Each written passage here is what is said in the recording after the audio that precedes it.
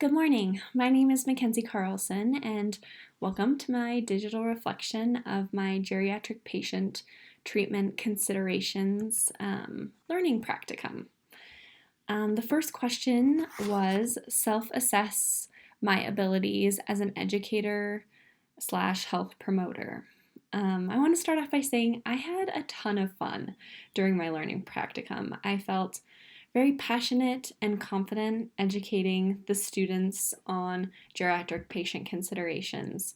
I think that my passion and confidence really shine through in my enthusiasm as I presented the information. I think that my creativity with the slide designs, as well as my different activities that I used, really helped my practicum be successful and learners really attain that knowledge. Practicing my presentation beforehand ensured that it went smoothly. I believe that I need more practice to be very comfortable in future presentations, but I'm hopeful that this was very successful and I can put myself in more positions of educating to just further grow my confidence and my skills. The next question was use your comprehensive management plan to assess your skills in managing learners. My comprehensive management plan kept me on track during the presentation and served kind of as a guide for the course. Having a comprehensive plan, I believe, is essential to ensuring that learners receive all of the information in a variety of manners to ensure that all types of learners absorb the information being presented.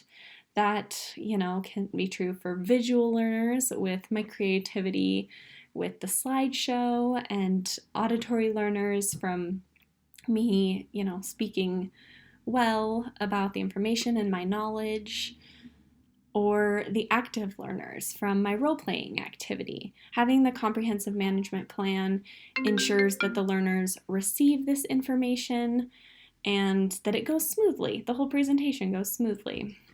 The next question was, consider characteristics that make you a good educator or health promoter. I believe that my confidence and organization and passion for dental hygiene make me a good educator and health promoter. I feel very passionate about the dental profession and have taken it upon myself to love the information about, different geriatric patient treatment considerations because I feel very passionately about them receiving proper care. And I think that the more we spread that between dental professionals, the better the care is. So I think that passion and my confidence in the dental profession really helps. Also, organization is huge. I am a very organized person and I had everything printed and ready to go, and I think that made things run very smoothly and ensured that they had all the material necessary to be successful, to take notes on, and some of the slides that had some things that were smaller to read I printed off so they were a little bit bigger and they could read them and save them. I had one of the dental assistants afterwards ask me, can I save this and keep it as a reference? And I said, yes, that's what it's for. So that organization, I think, helped me really get the message I was trying to get across and help them absorb. I think that having the ability to speak in front of others and present the material in an organized manner is essential to being a good educator.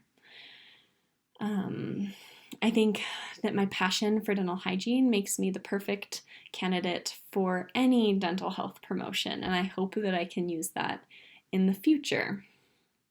The next question was, what are some areas you need to improve? I need to improve on my speech speed. I caught myself occasionally during my initial lecture presentation speaking too quickly. It would have been beneficial for me to speak slow and to ask more active learning questions throughout my presentation.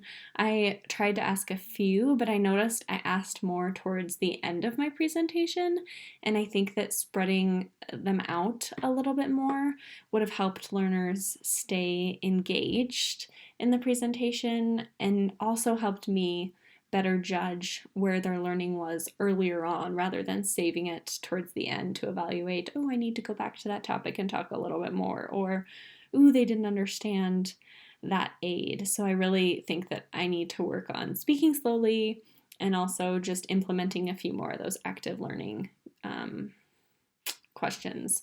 I also believe that practice will increase all of these skills. I think that practice helps increase my adaptability, which I know I need to work on. Not having much practice, things go wrong and things that you don't expect and need to change and alter things for. So increasing adaptability and those communication skills that only come through practice and use, as well as collaborative skills. It was really great. This is the first time I've reached out and worked on setting up a course for learners. So collaborating with the people at the place that I presented, as well as, with other educators in the future, are some areas that I need to work on improving. The next question was, what tools did you use to overcome any concerns about your teaching abilities? So I was initially most concerned about speaking in front of others. We've spent a lot of time in this course preparing for the presentation and working through steps and stages and what we were going to do. But speaking in front of people, I feel like is a whole different ballgame. And I think that practicing my presentation was exactly what I needed to overcome my fear. After practicing my presentation, I felt organized and ready. It is still a little bit different once you add people to the room, but I was able to pick up on areas that, ooh, I should move this slide around, or nope, I need to print this out as a handout. I was able to pick up on those little things that I needed to tweak, whereas if I hadn't practiced, I would have had no idea. The next question was, how did experiential and active learning relate to your learning unit, teaching, and learning styles? Provide a justification as well as cite resources.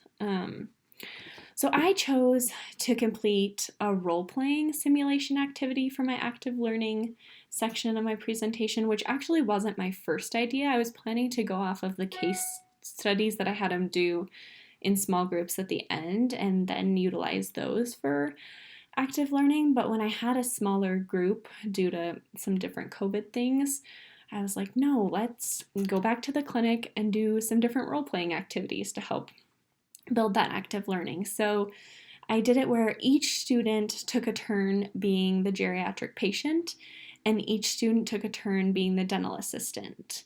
Students pulled a medical history out of a hat and had to pretend that this was the medical background they were going in as the patient. So then the other dental assistants took turns being the actual dental assistant and addressing their chief complaint and going over their medical history.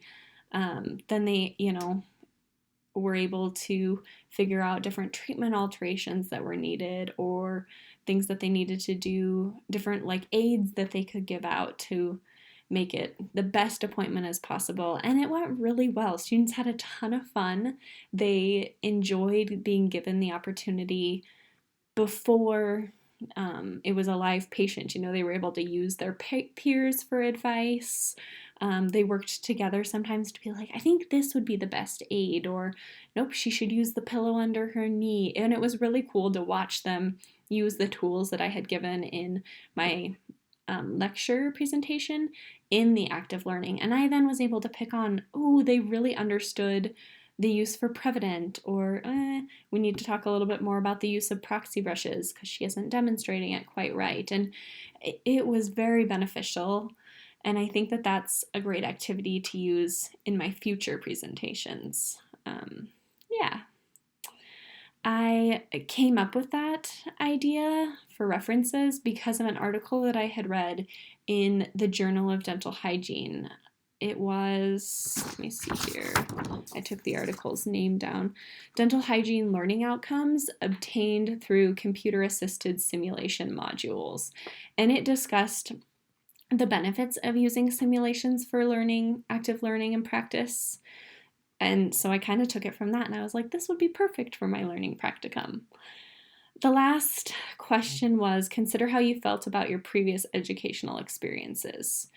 And this was really my first educational experience. In dental hygiene school, like my previous education, my associates, we would occasionally do presentations to our fellow classmates, but I have never been an educator in a situation kind of like this, where I set it up and I sought out a group and I planned a course, and holy Toledo, there's a lot that goes into it. And this course really helped with preparation.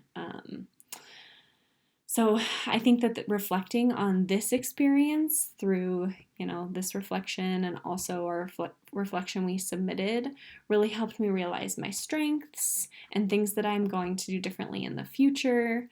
And after this, I had a really, really good time. I hope that this is not my last educational experience. I want to continue practicing and growing and hopefully maybe educate students in the future. So I loved this activity, and it really was a ton of preparation in the last course to get us here to this final moment after presenting, but I really think it was all beneficial in making us better future educators. So thank you.